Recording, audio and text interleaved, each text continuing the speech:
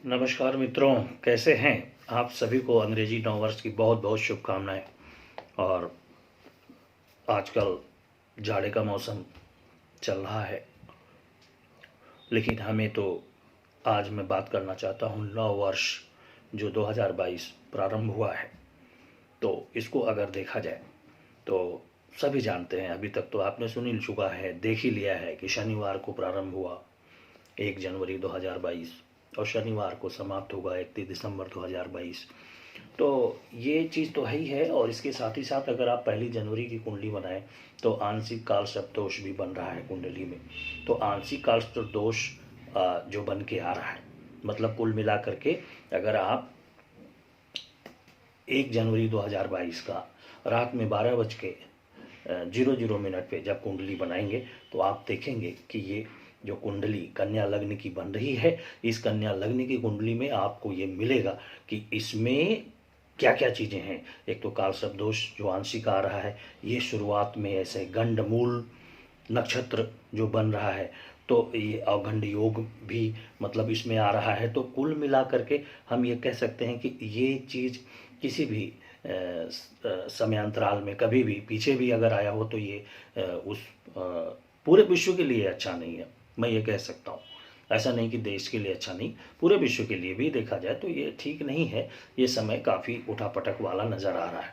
हाँ, ये ठीक है, अंक शास्त्र के अनुसार ये कहते हैं ना कि 2022, तो 2022 जो है वो 6 आएगा टोटल जोड़ने पे। तो ये शुक्र का प्रतीक है, तो शुक्र का प्रतीक का मतलब भाई महिलाओं का वर्चस्व होगा और काफ़ी योजनाएं भी आएंगी महिलाओं के लिए भी और पूरे देश के लिए आएंगी अगर भारत देश की बात करें तो। कुल मिला के ये सब ठीक है, ये बात समझ में आती है। लेकिन मोटा मोटी बात आपको हमको इस बात को समझना है कि हमारे देश की जो स्थिति परिस्थिति है 2022 में कैसी जाएगी, हमारे जीवन काल में इसका क्या प्रभाव पड़ेगा, तो ये बात समझनी है। क्योंकि हमें 2022 में ये भी देखना है कि 2022 में ग्रहण भी आ रहे हैं ना, 4 ग्रहण आ रहे हैं।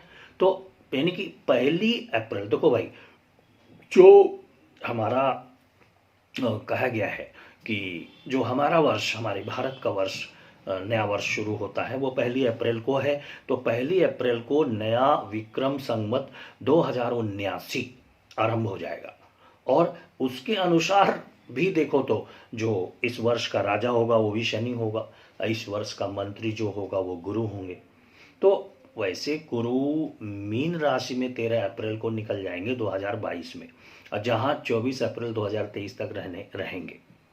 और शनि को भी देखिए तो 29 अप्रैल को मकर से कुंभ में चले जा रहे हैं। लेकिन कुल मिलाकर के शनि शनि शनि शनि शनि का जो प्रभाव है कुप्रभाव है। और अभी भी आप देखेंगे तो अप्रैल तक, यानी मार्च अप्रैल तक इस देश के लिए, इस हमारे विश्व के लिए अगर देखा जाए तो स्थितियां परिस्थितियां बहुत अच्छी तो नज़र नहीं आ रही हैं। क्योंकि जाहिर सी बात है, वृषभ लग्न में अभी राहु हैं, जो राहु अभी अप्रैल में जाएंगे आपके मेष राशि में, तो वृषभ राशि में है और मेष राशि में चले जाएंगे।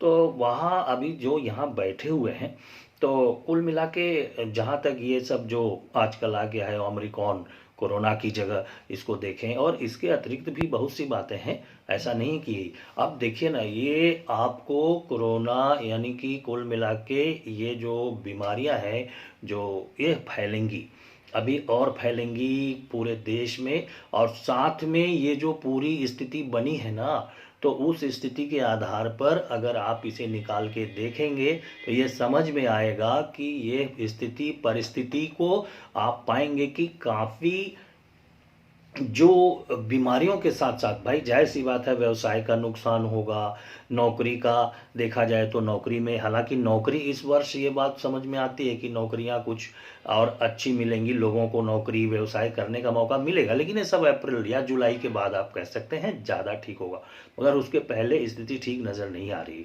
और यह पूरी उम्मीद है कि लॉकडाउन भी लगेगा, राजनीतिक उठापटक की स्थिति बन रही है, क्या समझे आप? यानी कि हम ये कह सकते हैं कि आरोप प्रत्यारोप तो ठीक है, लेकिन उसके अलावा राजनीतिक उठापटक, जो सही दिशा में कार्य करेंगे उनको मुंह की खानी पड़ सकती है, या उनको लोहे के चने के चबाने के बराबर मेहनत करना पड़ सकता है। जो विपरीत दिशा में, प्रतिकूल दिशा में, यानी इस देश को गटर की तरफ ले जाने की तरफ प्रयास करेंगे, वो सफल होते नजर आएंगे।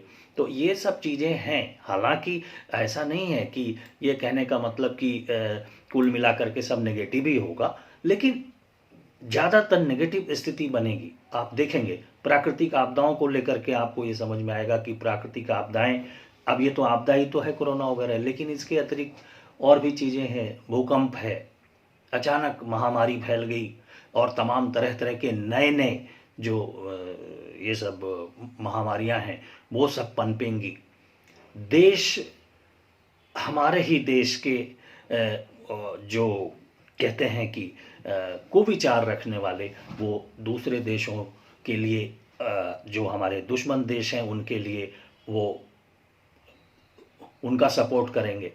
तो कुल मिला के हम ये कह सकते हैं कि इस वर्ष जो 2022 है, ये हमारी मौजूदा सरकार के लिए भी बहुत चुनौती का समय है। और कोई बड़ी बात नहीं है कि अभी आप देखेंगे कि तमाम तरह के आंदोलन, चाहे वो आंदोलन बंद हो गए हैं वो भी फिर से शुरू हो जाएंगे, तमाम तरह की चीज़ें, यानी कि सब अच्छा नज़र नहीं आ रहा है। हम एक मोटा मोटी बात में आपको बता दें, ठीक नज़र नहीं आ रहा। हाँ, सर्वोच्च न्यायालय कुछ निर्णय ऐसा लेगा, अभूतपूर्व निर्णय लेगा, जो हमारे देश के लिए ठीक हो सकता है या हमारे देश के हित में हो सकता है। लेकिन राजनीति में देखा जाए तो ये ठीक नहीं है। राजनीतिक हिसाब किताब ठीक नजर नहीं आ रहे। ठीक है, तो हम इसीलिए आपसे कह रहे हैं कि अब आप, जो मैंने कहा था ना कुंडली बनाओ, अब कुंडली सब लोग थोड़ा बनाते हैं, लेकिन अगर आप कुंडली बना के देखते हैं कि भारतवर्ष की कुंडली तो कन्या लग्न की है, और अभी जो आपने ये कुंडली बनाई है इसको अगर ध्यान से देखें, भारतवर्ष की कुंडली जो मैं बता रहा था वो वृषभ लग्न की है। अब देखिए ना, अब कहते हैं ना कि 15 अगस्त 1947 रात में 12 बजे की जब कुंडली बनेगी तो वृषभ। अब आप वहाँ पर भी विरोधाभास देखते हैं कि 15 अगस्त 1947 को हमारा भारत का जन्म हुआ था। आप कह सकते हैं भारत का जन्म हुआ था? आप बताइए, ये कुंडली बनती है ना 15 अगस्त 1947। यहाँ पे भी आप देखो ना, 15, हमारा भारत तो पहले से था, बल्कि उस दिन हम ये कह सकते हैं कि एक नया जन्म हुआ था जो पाकिस्तान का हुआ था। आप इसको सोच के देखो ना, क्या आप ये कह सकते हैं कि भारतवर्ष की जो का अस्तित्व है, ये भारतवर्ष 1947 में आया? ये तो आप नहीं कह सकते ना। भारतवर्ष कब आया है ये तो किसी को नहीं पता है, क्योंकि भारत के तो कितने 9 टुकड़े हुए हैं, 9 टुकड़े, है ना। तो कुल मिला के अब 1947 को हम मानते हैं भारत की कुंडली, लेकिन आप अगर सोच के देखो तो 1947 को इससे अलग कौन हुआ था, यानी इससे एक नया देश कौन बना था, बताओ ना? पाकिस्तान बना था। तो कायदे से तो पाकिस्तान की कुंडली है। लेकिन हम इस विषय पे नहीं जाना चाहते हैं कि कौन किसकी कुंडली है। हम इतना जानते हैं कि अभी हम जिस विषय पे चल रहे हैं वहीं चलें तो ज़्यादा ठीक है। तो हमने ये कहा था कि कुल मिलाकर के जो हमारी स्थिति है, हालांकि जो बात हम कर रहे थे वे भी देश पे क्या फ़र्क पड़ेगा, देश राजनीति पे क्या फ़र्क पड़ेगा, तमाम बातें कर रहे थे। लेकिन यहाँ पे मैं बता दूँ कि इसके बाद भी अगर आर्थिक क्षेत्र की बात करें, समृद्धता की बात करें, तो यहाँ ठीक है, विदेशी पूंजी निश्चित रूप से हमारे देश में ज़्यादा आएगी, हमारे देश में वृद्धि होगी, खाद्य अखाद्य तेलों के मूल्य में भी वृद्धि होगी, है ना। लेकिन हमारे देश में देखा जाए तो आर्थिक स्थिति अच्छी होगी, ये हम कह सकते हैं। उसके बावजूद भी जितने भी ये सब चीज़ें हो रही हैं, प्रतिकूल अवस्था में जो हमारा देश चलेगा, उसमें भी हमारा देश इससे लड़ के और आगे की ओर बढ़ेगा। लेकिन इसका गेहूं के साथ घुन पिसने वाली बात है कि इसमें हमारे देशवासी पिसेंगे, और कुल मिलाकर के समस्याएं, चाहे एक व्यवसायी के लिए हो, चाहे एक नौकरी चाकरी वाले के लिए हो, समस्याएं बनी रहेंगी। और इन समस्याओं को बनाने का सबसे बड़ा कारण एक ही होगा, जो हमारे राजनीतिक जो दल हैं, इनकी जो स्थितियां हैं, ये देश के बारे में बहुत कड़वा सच है, ये देश के बारे में सोच रहे हैं। जो बहुत से, हम सबके लिए नहीं कह रहे हैं, ये अपने बारे में सोच रहे हैं। इनकी अपनी कुर्सी चाहिए, अपना अपना वर्चस्व चाहिए, इनको देश से कोई लेना देना नहीं। लेकिन क्या करेंगे, हमारे संविधान में भी ऐसी व्यवस्थाएं हैं, तो कर क्या सकते हैं। ठीक है, तो कुल मिला के ये चीजें, और अच्छी बातें भी ये होंगी कि भाई स्वर्णिम अवसर भी बहुत लोगों को मिलेगा। इस वक्त बहुत सी ऐसी ऐसी योजनाएं यहाँ क्रियान्वित होंगी, क्योंकि जो योजनाएं क्रियान्वित होंगी वो बहुत ही लाभप्रद होंगी हमारे देशवासियों के लिए, जो छोटे, खासतौर से छोटे वर्ग के लोग हैं, निम्न वर्ग के लोग हैं, उनके लिए ये सब अच्छा होगा। अब हम ये सोच रहे हैं कि अब आपकी राशि के बारे में हम कुछ बातचीत कर लें। मित्रों, राशि से पहले कुछ चीज़ें आपको मैं बता दूं। राशि बताने से पहले कि 2-3 बातों को आपको समझना पड़ेगा कि इस वर्ष 4 ग्रहण लगेंगे, और वो 4 ग्रहण जो पृथ्वी पर दिखाई देंगे उनकी बात करूं तो पहला सूर्य ग्रहण लगेगा 1 मई को, पहला चंद्र ग्रहण लगेगा 16 मई को, अब दूसरा सूर्य ग्रहण लगेगा 25 अक्टूबर को, और दूसरा यानी अंतिम चंद्र ग्रहण लगेगा 8 नवंबर को। सूर्य ग्रहण, चंद्र ग्रहण लगने से भी क्या प्रभाव पड़ता है ये सबको पता है। तो ये ग्रहण लगने वाले हैं, एक तो ये बात समझ लीजिए। दूसरी बात ये है कि इधर मैंने आपसे कहा था कि 1 अप्रैल से विक्रम संवत 2079 प्रारंभ होगा। तो इस वर्ष, जो इस वर्ष का, हर वर्ष का राजा होता है, मंत्री होता है, तो इस वर्ष का राजा शनि और मंत्री गुरु रहेंगे। तो गुरु जो है मीन राशि में जाएंगे 13 अप्रैल 22 को, और शनि जो है वो 29 अप्रैल को मकर राशि से कुंभ राशि में चले जा रहे हैं, और अप्रैल के महीने में ही राहु भी जो हैं वो हमारे वृषभ राशि से मेष राशि में चले आएंगे। तो क्यों मैं शनि राहु के बारे में, गुरु के बारे में, शनि के बारे में ये क्यों मैं बता रहा हूँ? बताने का मूल मकसद ये है कि इनका बड़ा प्रभाव पड़ता है हमारे जीवन काल पे, और चूँकि शनि 2.5 वर्ष एक जगह रहते हैं, गुरु 1 वर्ष एक जगह रहते हैं, है ना, राहु 18 महीने एक जगह रहते हैं, 1.5 साल। तो कुल मिला के ये काफ़ी समय तक रहते हैं, इसलिए काफ़ी प्रभाव डालते हैं हमारे जीवन काल पे। अब और इनके प्रभाव हमारे ऊपर पड़ेगा भी, लेकिन हमको सबसे ज़्यादा है कि हमारे जीवन काल पे प्रभाव तो पड़े, मगर हमारे देश पर इसका जो कुप्रभाव पड़ने वाला है वो ठीक नहीं है। चाहे वो देखा जाए तो बीमारियों के हिसाब से देखा जाए, चाहे राजनीतिक उथल पुथल से देखा जाए, चाहे महंगाई देखी जाए, बहुत सी चीज़ें हैं, इस पर इनका प्रभाव ठीक नहीं होगा। चलिए पहले राशि की बात हम कर लेते हैं, और उसके बाद हम आते हैं आगे के विषय पे, लेकिन राशि की बात करना बहुत ज़रूरी है। तो पहली बात यह है कि जिनकी चंद्रमा जहाँ बैठे हैं, जिनका कुंडली में चंद्रमा जिस राशि में बैठे हैं वही उनकी राशि होती है। तो उसी से देखिएगा आप कि आपकी राशि के अनुसार, मैं चंद्र कुंडली के आधार पर बता रहा हूँ, तो मेष वालों का क्या बनने वाला है। देखो भाई, मेष राशि के बारे में क्या है, मंगल ये देखेंगे कि 16 जनवरी को धनु में प्रवेश कर जाएंगे। कहाँ? 16 जनवरी को धनु में प्रवेश कर जाएंगे। तो आप देखेंगे कि मंगल का प्रभाव आपको आर्थिक दृष्टिकोण से अच्छा प्रभाव देने का कार्य प्रारंभ करेगा। तो साथ ही इस गोचर का प्रभाव क्या होगा, किसका? मंगल के गोचर का मेष राशि के जातकों में सकारात्मकता की स्थिति लाएगा। इसके अलावा 13 अप्रैल, जैसा बताया था पहले भी, कि अप्रैल में गुरु क्या करेंगे, गुरु का गोचर जो होगा वो मीन राशि में होने वाला है। तो इससे बहुत से छात्र हमारे जो पढ़ाई लिखाई कर रहे हैं, कंपटीशन की तैयारी कर रहे हैं, उनको भी बहुत अच्छी सफलता मिलने की स्थिति बन रही है। ठीक है, तो ऐसी परिस्थितियों में बच्चे, हमारे देश के युवा हैं, वो प्रगति करेंगे। जो मेष राशि वाले हैं वो प्रगति करेंगे, ये बात समझ में आती है। लेकिन कुछ जो प्रेम संबंध एक दूसरे के हैं मेष राशि वालों में, उनके साथ चुनौती आ सकती है, चुनौतीपूर्ण समय हो सकता है। तो तीसरी बात यह है कि अभी मार्च तक, जो मार्च अभी इस साल का मार्च है, वहाँ तक छोटी मोटी स्वास्थ्य संबंधित समस्याएं भी इनके लिए थोड़ा सा कष्टकारी बन सकती हैं। इसको ध्यान रखना है, यानी खास तौर से डाइजेशन से रिलेटेड प्रॉब्लम्स को विशेष रूप से ध्यान रखने की आवश्यकता है।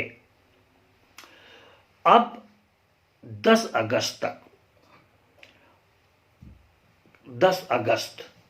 तक मंगल स्वयं की राशि में होंगे, है ना। तो वहां पे चौथे भाव पर उनकी दृष्टि पड़ेगी। जब चौथे भाव पे दृष्टि पड़ेगी तो उससे क्या होगा, उससे कहते हैं कि अच्छा खासा आपके लिए प्रभावी होगा, अच्छा होगा, यानी आपके पारिवारिक जीवन में अच्छा प्रतिफल मिलेगा आपको, ये हम कह सकते हैं। वृषभ राशि की बात करते हैं, और वृषभ राशि वालों के लिए हम ये कह सकते हैं कि वृषभ राशि 2022 में वृषभ राशि वालों का क्या होने वाला। तो इस वर्ष अगर देखा जाए तो आपको ठीक ठाक परिणाम मिलने वाला है, ठीक ही ठाक है। आप ये कह सकते हैं कि वृषभ राशि वालों के लिए जब धनु राशि में मंगल पहुंच जाएंगे तो आपका भाग्य जो है वो साथ देने लगेगा, जिससे आप अपने जीवन के कई क्षेत्रों में आप भी सफलता पाएंगे। करियर में अनुकूल परिणाम मिलेगा, और आपकी राशि से नवम भाव में जो शनि है, यानी कि शनि जो है आपके राशि से गिनेंगे तो नवम भाव में आएंगे, तो आपको आय के यानी इनकम के कई स्रोत और भी मिल सकते हैं। जो कर रहे हैं उसके अलावा और भी तरह से इनकम आप करेंगे, ये बात समझ में आती है। तो कुल मिला के हम ये कह सकते हैं कि इस बार आप धनार्जन करने में या धन संचय करने में भी आपको सफलता मिलेगी, या जो संचित धन है उससे कुछ नया कार्य करने की भी आपको सफलता मिल सकती है। जो प्रशासनिक लेवल पे तैयारी कर रहे हैं उनके लिए भी ये समय अनुकूल होगा। वृषभ राशि वालों की बात हो रही है तो ये चीज है, और इतना है कि खर्चे आप बढ़ाएंगे अपने सुख सुविधाओं पर, शौक पर आपके खर्चे बढ़ेंगे। तो कुल मिला के ठीक है, अच्छा है। वृषभ वालों के लिए भी बहुत ही नकारात्मक परिणाम मिलने वाले स्थिति नजर नहीं आ रही है। अब आते हैं मिथुन राशि के लिए। तो मिथुन राशि के जातकों को देखना पड़ेगा कि यहाँ पर उनके कुछ चुनौतियाँ उनको मिलेंगी, और इन चुनौतियों के लिए उनको यह तैयार रहना चाहिए कि आपके जीवन में 2022 में कई महत्वपूर्ण चुनौतियां आ सकती हैं। आप अगर किसी चीज के लिए परिश्रम कर रहे हैं तो वहां पर आपको अत्यधिक परिश्रम करने की आवश्यकता होगी। शुरुआती समय में यानी जनवरी से मार्च तक शनि देव आपकी राशि में, है ना, यानी कि कुल मिला के अपने आपकी राशि से अपने ही अष्टम भाव में मौजूद रहेंगे। तो अष्टम भाव में मौजूद होने का मतलब है कि कुछ आर्थिक नुकसान के भी योग आपके बन सकते हैं, ये बात समझनी है। स्वास्थ्य संबंधित परेशानियां आपको परेशान कर सकती हैं, ठीक है। तो ये चीज है, जैसे आपको एसिडिटी है, इंडाइजेशन है, या सर्दी खांसी है, या किसी इस तरीके की जो महामारी आ रही है इससे रिलेटेड समस्याएं आपको होने के चांसेस बनते हैं। इसलिए आपको अपने स्वास्थ्य का विशेष ध्यान देने की आवश्यकता है। और ऐसे भी देखा जाए तो उसके अतिरिक्त अगर हम देखें कि क्या होने वाला है आपके मिथुन राशि वालों के लिए, विद्यार्थियों के लिए यह भी, मिथुन राशि भी विद्यार्थियों के लिए अच्छी होगी। और यह है कि इनके जीवन काल में जो नौकरी चाकरी में है उनका स्थान परिवर्तन हो सकता है, यह बात को ध्यान देने की आवश्यकता होगी। और अगर आप नौकरी की तलाश कर रहे हैं तो मई से अगस्त के बीच आपको अच्छी नौकरी के चांस मिल सकते हैं, यह बात समझ में आती है। वैवाहिक जो विवाह चाहते हैं उनका इस वर्ष विवाह का भी संयोग पूरा हो सकता है, यानी उनका विवाह होने के इस वर्ष के आखिरी तक व्यवस्था हो सकती है, बन सकती है। तो मिथुन के बाद अब आते हैं हम कर्क राशि पे। तो कर्क राशि के लिए हम चलेंगे और आपको बता दें, आपसे आपकी राशि कर्क है, आपसे 7वें भाव में शनि देव बैठे हैं जो समस्याओं को जन्म दे सकते हैं, कई समस्याओं को। ठीक है, तो यह बात समझना है कि कर्क राशि वाले थोड़ा सावधान रहें, क्योंकि जाहिर सी बात है 16 जनवरी को धनु में मंगल देव का गोचर क्या करेगा, आपका आत्मविश्वास तो बढ़ाएगा, इसमें कोई दो राय नहीं है। और यह जो चुनौती भरा समय होगा, इसमें कई समस्याओं से आपको छुटकारा भी मिलने के पूरे संयोग बनेंगे। बस खान पान पर विशेष ध्यान दीजिएगा, खान पान आपका ठीक रहे, नहीं तो समस्याएं हो सकती हैं, यह बात समझिए। तो ये चीज है। और हम कर्क राशि वालों के लिए यह कह सकते हैं कि आपके आर्थिक और पारिवारिक जीवन पे इसका थोड़ा कुप्रभाव पड़ सकता है, तो आप सावधानी से रहें, जोखिम भरा कार्य न करें, बच बचा के रहें, ध्यान रखें। और चूंकि हमने कहा पारिवारिक जीवन, तो पारिवारिक जीवन में क्या है, शादीशुदा, तो शादीशुदा जातकों के लिए जो है थोड़ा विपरीत परिस्थिति बन सकती है कर्क राशि के लिए, इसका ध्यान दीजिएगा, बच के रहिए। सिंह राशि की बात करें, सिंह राशि, तो सिंह राशि में ये देखा जाए तो सिंह राशि यह मिला जुला परिणाम आपको मिलने वाला है। शुरुआत में मैं आपको बता दे रहा हूँ, और यह चीज़ समझ के चलिए कि जनवरी के महीने में आपकी राशि के 5वें भाव में गुरु का गोचर होना और आपकी आर्थिक जीवन में सकारात्मक कार्य ये लाएगा, कौन, गुरु ठीक ठाक लाएगा। और इसके साथ ही जनवरी के अंत से मार्च तक मंगल देव का गोचर आपकी संतान की सेहत में भी सुधार ला सकता है, यानी संतान की सेहत अगर गड़बड़ है तो वो ठीक हो सकती है। और इसके साथ ही साथ हम ये कह सकते हैं कि 26 जनवरी को मंगल देव आपकी राशि से 6ठे भाव में उपस्थित होंगे, जो कुंडली का भाग्य है। तो आपके राशि से 6ठे भाव, तो 6ठा भाव में उपस्थित होंगे, और ऐसे इस दौरान आपको कार्य क्षेत्र में सफलता मिलने के चांसेस बनेंगे। हालांकि इस वर्ष सिंह राशि के जातकों को विशेष रूप से फरवरी और अप्रैल के महीने में थोड़ी सावधानी रखने की आवश्यकता होगी, वहाँ स्वास्थ्य से संबंधित और भी संबंधित समस्याओं से बच के रहिए, रिस्की कार्य मत करिए, ये बात को आपको समझना है। सिंह राशि के जातकों के लिए अप्रैल का महीना क्या बोलेंगे इसको, अप्रैल का जो महीना आएगा वो कुछ चुनौती भरा या अप्रत्याशित घटनाओं से भरा हो सकता है, ये बात ध्यान दें, क्योंकि वहाँ पर आप देखेंगे कि वृषभ राशि से राहु चला जाएगा मेष राशि में, और मेष राशि में गोचर करेगा, और 9वें भाव को, आपके 9वें भाव को मतलब प्रभावी करेगा, और इससे स्वास्थ्य संबंधित समस्याओं की आशंका है, और आपके पिता के स्वास्थ्य संबंधित समस्याओं की भी आशंका बन रही है। तो हमें क्या समझने की ज़रूरत है कि ज़्यादातर देखा जाए तो यहाँ पर समस्याएं जो खड़ी हो रही हैं वो समस्या स्वास्थ्य से संबंधित और आर्थिक स्थिति से संबंधित आकर के मेरे सामने खड़ी हो रही हैं। और एक चीज़ और है कि जो अगर आपके पति पत्नी के बीच कोई विवाद चल रहा है तो वो विवाद 2022 में समाप्त होने का संयोग बना सकता है। दूसरी चीज़ ये है कि ऐसा नहीं है कि एकदम सब नेगेटिव ही रहेगा, ऐसा नहीं है। आप ये कह सकते हैं कि जैसे हमने कहा कि आपके अगर विवाद चल रहे हैं, विवाद समाप्त होंगे, कहीं घूमने घामने जाने की प्लानिंग है उसमें जा सकते हैं, और आपका भाग्य भी अब देखा जाए तो अगस्त के बाद से हम ये कह सकते हैं कि आपका भाग्य भी आपका साथ देने के लिए तैयार है, ये भी समझ लीजिए।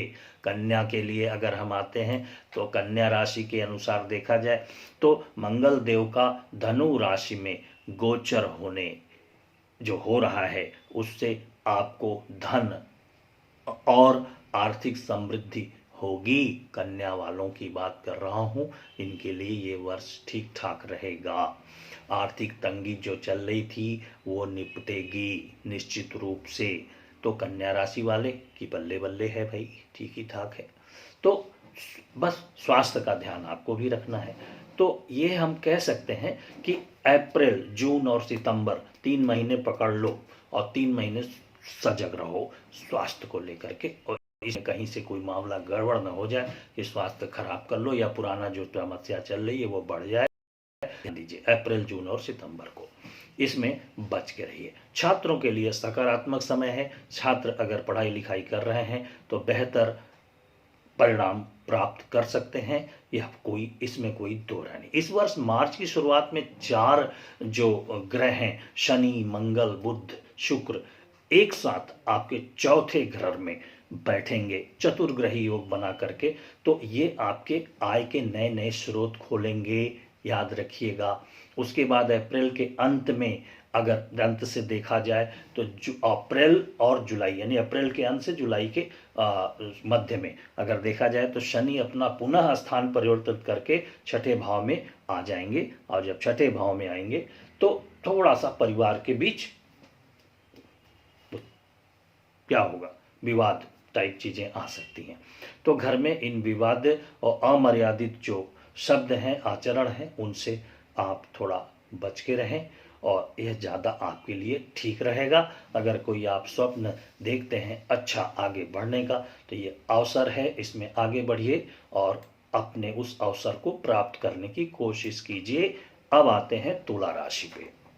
तुला राशि के लिए मैं कह सकता हूँ कि ठीक ठाक रहेगा। बिजनेसमैन हो या गृहिणी हो, जो घरेलू गृहिणी होती हैं, या नौकरी चाकरी वाले हों, इन सब के लिए अगर हम देखें तो कुल मिला के अप्रैल तक समय भले नहीं ठीक है, लेकिन अप्रैल के बाद का समय ठीक ही ठाक तुला वालों के लिए जाने वाला है।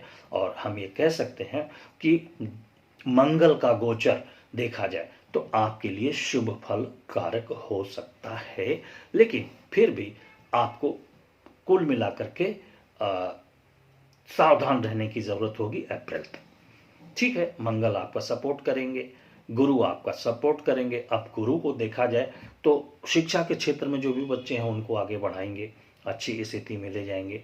जो जिस क्षेत्र में है, अगर आप राजनीति के क्षेत्र में हैं, आप मीडिया के क्षेत्र में हैं, तो आपको आगे बढ़ाएंगे, इसमें कोई दो राय नहीं है। तो तुला राशि वालों के लिए हम ये कह सकते हैं कि कुल मिलाकर के अच्छा समय आपका चल रहा है। और शादी विवाह करने जा रहे हैं तो अक्टूबर से नवंबर के मध्य पवित्र बंधन में बंधने के भी आपको अवसर प्राप्त होने जा रहा है, ऐसा आपके गोचर से संबंधित राशि बता रही है।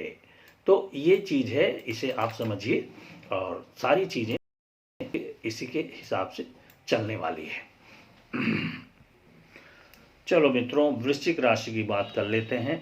तो वृश्चिक राशि वालों के लिए क्या स्थिति बनेगी, तो ये देखा जाए तो अप्रैल तक आपके अनावश्यक खर्च बन सकते हैं, इसलिए अनावश्यक खर्चों से बच के रहें वृश्चिक राशि वाले। ठीक है, और अप्रैल के अंत में कुंभ राशि में शनि ग्रह का गोचर आपके करियर, आर्थिक जीवन के साथ साथ पारिवारिक जीवन में मिश्रित परिणाम देने की योजना बना रहा है।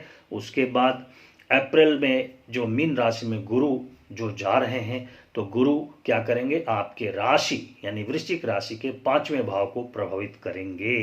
तो इससे आपकी स्थिति बेहतर होगी, आर्थिक तंगी है, परेशानी है तो वो दूर होगी, यह बात समझ में आती है। और कुल मिला के राहु का स्थान परिवर्तन कह सकते हैं आपका सुधार कर, सेहत का सुधार कर सकता है, आपका सुधार नहीं, सेहत का सुधार कर सकता है। और कुछ मई से लेकर के और हम ये कह सकते हैं सितंबर के मध्य कुछ अनुकूल परिणाम भी आपको मिलेंगे। जो भी आपके पाइपलाइन में काम रुके हैं वो होंगे। जो भी आपको मुनाफा आपको होने वाला है, जो भी आपको कुछ कर रहे हैं तो अच्छा होगा। और ख़ास तौर से शेयर मार्केट में है तो वहाँ पर भी आपको फ़ायदा होने के ज़्यादा चांसेस बन रहे हैं। तो ये चीज़ समझ के चलिए। और 13 अगस्त से अगर हम देखें तो कुल मिला के अगर अगस्त से अक्टूबर तक की बात करें तो शुक्र आपके नवम भाव में गोचर करेगा, जो ये देखा जाए तो ये कहता है कि ये भी आपके लिए शुभ फलकारी है, आपकी माता के लिए भी शुभ फलकारी है। तो कुल मिला के ठीक है समय आपका। यहाँ भी हम ये कह सकते हैं अप्रैल के बाद ठीक ठाक समय जा रहा है। बस ध्यान दीजिएगा, महामारियों से बच के रहने की आवश्यकता है। लापरवाही महंगी पड़ सकती है। धनु राशि वालों की बात करें तो धनु राशि के लिए हम ये कह सकते हैं कि देखिए भाई, आपके आर्थिक परिस्थिति के हिसाब से आपका समय तो ठीक रहने वाला है। आर्थिक परिस्थिति के हिसाब से कुल मिला के 2022 की जो शुरुआत हो रही है, यानी जनवरी की बात करें तो मंगल आपकी ही राशि में गोचर कर रहा है, यानी धनु में। तो धनु में गोचर कर रहा है तो आपकी मजबूत स्थिति बनाने की स्थिति करेगा, मजबूत स्थिति बनाएगा। शिक्षा की दृष्टि से अगर देखा जाए, बहुत से बच्चे हैं जो शिक्षा ले रहे हैं, धनु राशि वाले हैं, तो उनके लिए भी अच्छा परिणाम देगा, ये कोई दोहरा नहीं है। और फरवरी से जून तक आप अपनी मेहनत के अनुसार परिणाम भी हासिल कर सकते हैं। प्रतियोगी परीक्षाओं को तैयारी की बात करें तो इस दौरान आपको सफलता मिल सकती है, इसमें कोई दो राय नहीं है। हालांकि मंगल का गोचर कई लोगों को कह सकते हैं कि मंगल का गोचर धनु में अगर हो रहा है तो धनु में ही बहुत से ऐसे लोग हैं जिनको मानसिक चिंता, मानसिक तनाव भी देगा। ऐसा नहीं कि खाली फायदा ही फायदा कराएगा।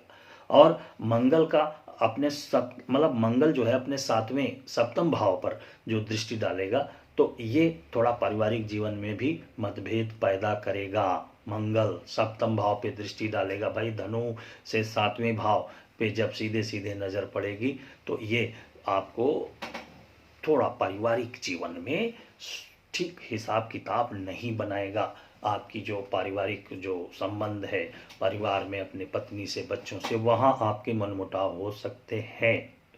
और ये चीज़ समझ में आती है कि सूर्य और शनि ये दोनों मकर में युति बनाएंगे, और वहाँ जब युति बनाएंगे तो हम कह सकते हैं कि यहाँ पर फिर कुछ गलत फहमियाँ भी आपको परेशान करेंगी। तो अच्छा के साथ साथ ये सब खराब चीज़ें हैं। खराब चीज़ें ये हैं वाद विवाद, गलत फहमियाँ, ये सब चीज़ों से आपको बच के रहने की ज़रूरत है। ठीक है। और अप्रैल से जून के बीच गुरु को देखा जाए तो वो अपनी ही राशि में गोचर करेंगे, तो उससे थोड़ा ठीक करेंगे, धीरे धीरे ठीक भी होगा। गुरु हर जगह, मतलब जहाँ जहाँ आपके नेगेटिव चार्ट बन रहे हैं जीवन में, वहाँ आपको धनात्मक यानी पॉजिटिव रिस्पांस मिलने का हिसाब किताब बनाएंगे। यह भी आपको समझने की ज़रूरत है। और इतना ज़रूर है कि हम कह सकते हैं कि अगर जुलाई में आप जुलाई के बाद यानी 20 जुलाई के बाद देखिए तो आपकी जितनी ये सब समस्याएं अभी मैंने बताई हैं वो सब धीरे धीरे ठीक होनी प्रारंभ हो जाएंगी और ठीक हो जाएंगी। ठीक है। और ऐसे भी देखा जाए तो बृहस्पति यानी गुरु वो आपकी प्रोफेशनल लाइफ को भी अच्छा बनाएंगे, इसमें कोई दोहरा नहीं। अगर आप देखा जाए तो आपको यह देव गुरु बृहस्पति आपके लिए काफ़ी अच्छा परिणाम ला सकते हैं। धनु से बृहस्पति मीन में आ जाएंगे तो मीन मतलब चतुर्थ भाव में, तो हो सकता है कि कुछ मकान भी आप या प्रॉपर्टी वगैरह में भी कुछ काम वाम करवाओ, वहाँ भी आपके खर्चे बर्चे तो बढ़ेंगे, इसमें कोई दोहरा नहीं। अब चलते हैं मकर के ऊपर। तो मकर के बारे में ये कहने की ज़रूरत है कि मकर राशि वालों के लिए हम ये कह सकते हैं कि यह समय उतार चढ़ाव भरा होगा। यह बात ध्यान दीजिएगा। इस वर्ष की शुरुआत के दौरान अपनी ही राशि में यानी कि मकर में शनि का स्थान परिवर्तन आपके करियर के लिए अनुकूल परिणाम तो देगा, लेकिन ये बात भी समझनी है कि आपको कंपटीशन यानी चुनौती का भी सामना करना पड़ेगा। ठीक है। धन से संबंधित समस्याओं का सामना करना पड़ेगा। तो कुल मिला के क्योंकि आपकी राशि से द्वादश भाव में मंगल होंगे, तो जब द्वादश भाव में मंगल होंगे तो धन संबंधित समस्याएं देंगे। और तो कुल मिला के आप अगर कोई चीज़ बचाना चाहेंगे, यानी धन संचय करना चाहेंगे, सेव करना चाहेंगे, वहाँ प्रॉब्लम आ सकती है। कारोबारियों और व्यापारियों के लिए ये कह सकते हैं कि सितंबर से साल के अंत की समयावधि अच्छी होगी, साल के अंत की समयावधि अच्छी होगी। और स्वास्थ्य की बात करें तो स्वास्थ्य के प्रति आप लोगों को छोटी मोटी जो बीमारियां हैं उनसे बचने की आवश्यकता होगी, यानी आपको योग प्राणायाम ये सब बचा सकता है। तो कुल मिला के अगर हम मकर की बात करें तो मकर में मंगल कई दिन रहेंगे, 30 दिन 32 दिन तो मंगल हटेंगे तो सब ठीक होगा, धीरे धीरे हम ये कह सकते हैं। उसके बाद दूसरी चीज आती है आपकी कुंभ राशि। तो कुंभ राशि वालों के लिए हम ये कह सकते हैं कि कुंभ राशि के लिए हम ये कह सकते हैं कि कुंभ राशि वालों के लिए यह जो समय है 2022 की बात कर रहे हैं, तो ये थोड़ा ठीक रहेगा, अच्छा रहेगा, बढ़िया रहेगा, है ना। आपको मतलब सफलता के मामले में तो अगर आप कहीं कुछ मार्केट में पैसा वैसा लगा रहे हैं तो वहाँ तो जोरदार प्रॉफिट हो सकता है, ठीक है, ये बात समझिए। और आर्थिक लाभ आपको धुआंधार देंगे मंगल, इसमें कोई दो राय नहीं है, यानी लाभ ही लाभ आपको नजर आ रहा है आने वाले समय में, ठीक है। शनि, मंगल, बुध, शुक्र, इनकी युति जो बनेगी वो आपकी अच्छी संपत्ति को संचित करने के लिए आपके लिए फायदेमंद होगी, ठीक है। तो कुल मिला के ये कह सकते हैं कि अब चूंकि मेष में अप्रैल माह में मेष में राहु आ जाएंगे, तो राहु जब मेष में आएंगे तो ये आपको थोड़ा और ज़्यादा उत्सुक, कहते हैं ना, उत्सुकता बढ़ाएंगे। आपकी उत्सुकता मतलब आपको क्या करेंगे कि कुल मिला के किसी काम के लिए बहुत तेजीपन मचाएंगे, मतलब जल्दी करो, ये काम जल्दी करो। तो कुल मिला के उस उत्सुकतापन में थोड़ा सावधानी से सजग होकर काम कीजिए, ठीक ठाक समय जाने की संभावना है। और स्वास्थ्य भी आपका ठीक ही ठाक रहेगा, जो भी है अगर थोड़ा गड़बड़ है तो दवा के माध्यम से ठीक होता चला जाएगा या चलता रहेगा।